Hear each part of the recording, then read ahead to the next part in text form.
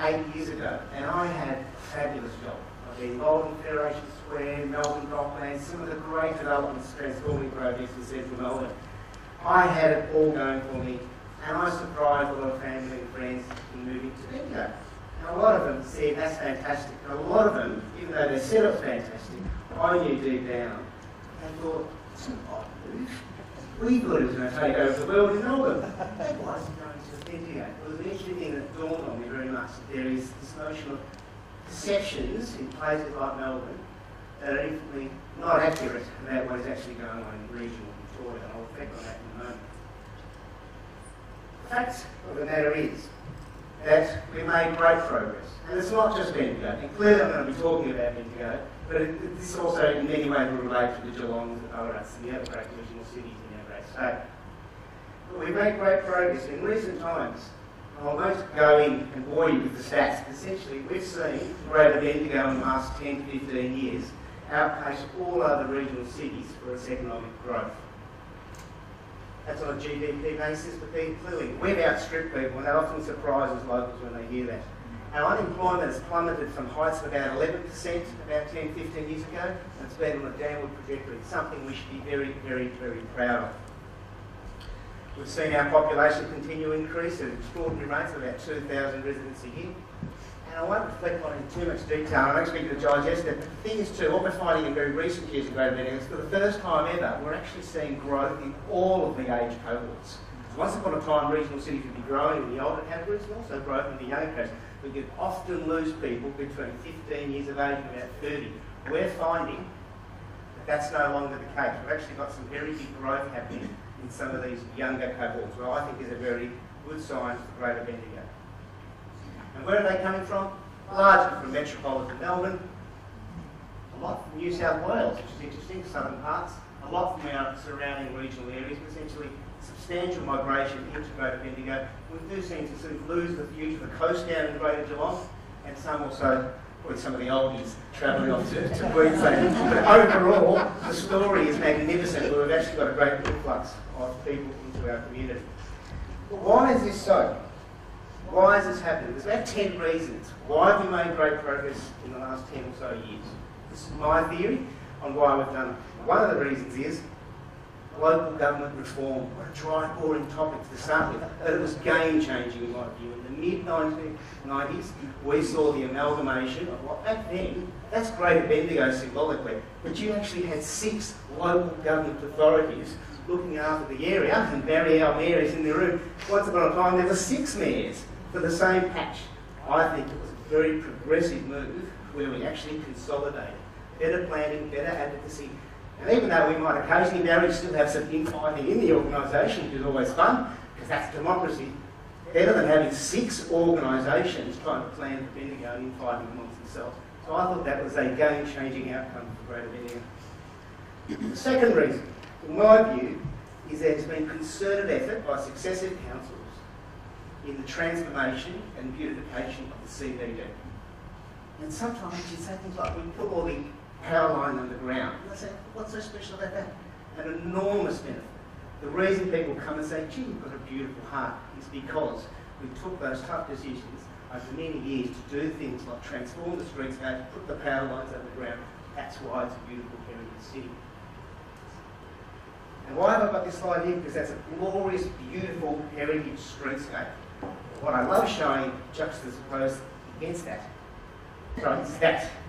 Because what we've done is we've jealously guarded our beautiful heritage. It is a fine Victorian heritage city. But we have also said you don't live in the past, you don't design in the past, you go forward. So protect the past, but we've embraced contemporary architecture. So buildings like Bendigo Bank's headquarters,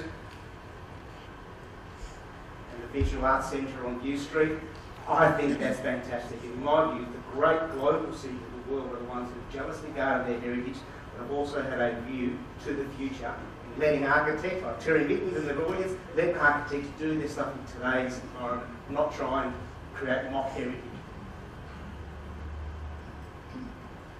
The next item, game changing. The third item is major infrastructure development that has, in my view, fundamentally changed the nature of Greater Bendigo and put it on a magnificent positive trajectory. And this one is just symbolic to say the completion of the Calder Freeway. It was a highway. It used to take about 3 hours. I think once upon a time to actually do the whole thing. Now you can safely connect with Greater Melbourne basically through a freeway standard. I think that had a major game-changing thing. Mind you, it took about 30 years to complete. The rail infrastructure.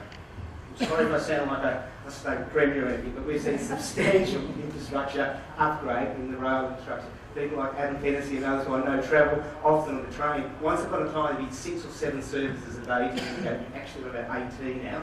And a reasonably quite reliable service. Again, game changing. We are now connected to a global city like Melbourne reliably through rail and road infrastructure. The fourth item is major investments in education. Tertiary, secondary, primary. We've seen substantial growth in La Trobe University. About 8 years ago, there were about 3,000 students at the Bendigo campus of La Trobe. We have about 5,000 now. Certainly plans to grow. So major infrastructure developments and program development at La Trobe University. Student accommodation complex was completed recently.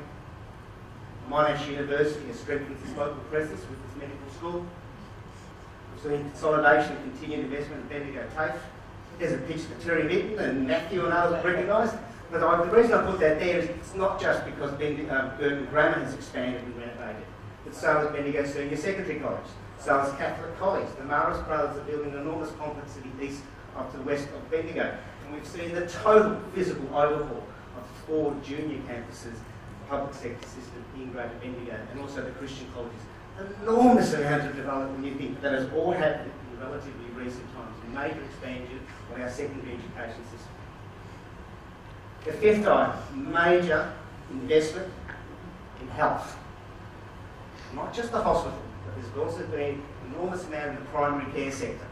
When I moved here 8 years ago, there was a shortage of GPs. There isn't now. There's been a lot of investment in that primary care sector in this community. But let's go to the big one that everyone likes to talk about, and the reason there's so many cranes in the sky at the moment is the building of a $630 million new hospital.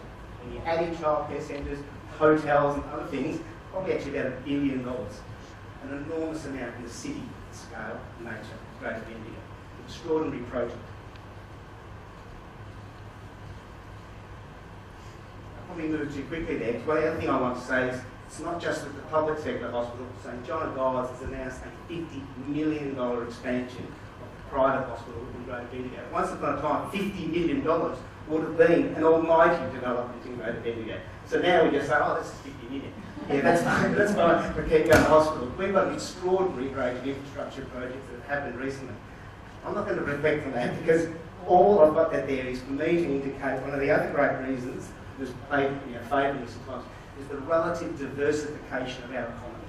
So we don't have all our eggs in 2 or 3 baskets, like unfortunately some regional cities have. When there's fluctuations in the economy, they either go up or down pretty quickly. We've got a relatively diversified economy in Greater Bendigo.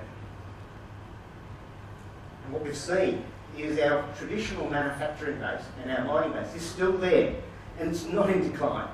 Garth and others will tell you that sector is continuing to hold and still prospering. But what we're seeing is great growth in a lot of other sectors, financial services, construction, administrative services, a whole range of things. And clearly the leader, symbolically, in the growth of new jobs in Greater Bendigo has been the growth of Bendigo Bank. The 5th biggest bank in Australia is headquartered in our town, Greater Bendigo. Something we should be very, very proud of. We've also attracted a continuing new officers. The State Trustee was attracted to Bendigo recently. We've attracted a company called Hoffman Engineering. 150 new skilled engineering jobs were attracted in recent times with the support of the state government. Extraordinary things that they're doing in some of the old ADI plants in Bendigo.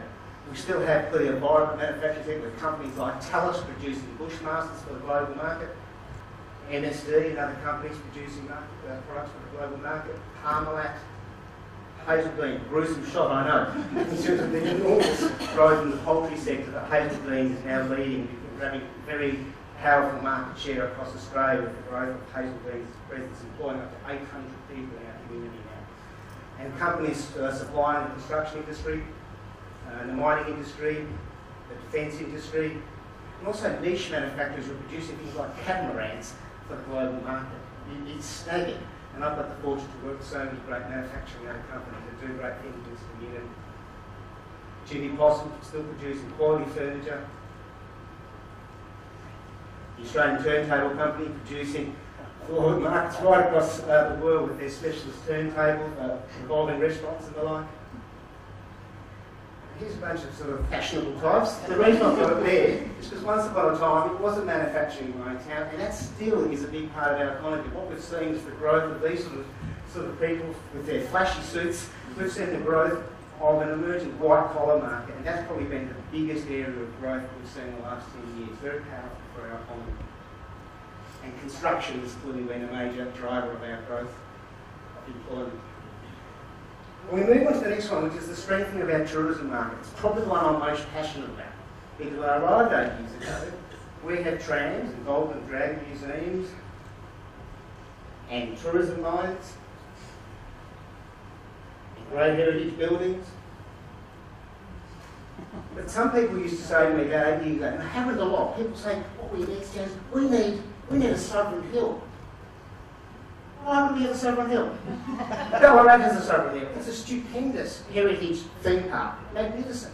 But that's not the way we should go, in my view, and my colleagues do. We thought, let's invest in a contemporary way in our arts and cultural sector. Let's modernise, invest in it, and also let's go, particularly the way that Melbourne showed on the national scale, let's go down the path of major events.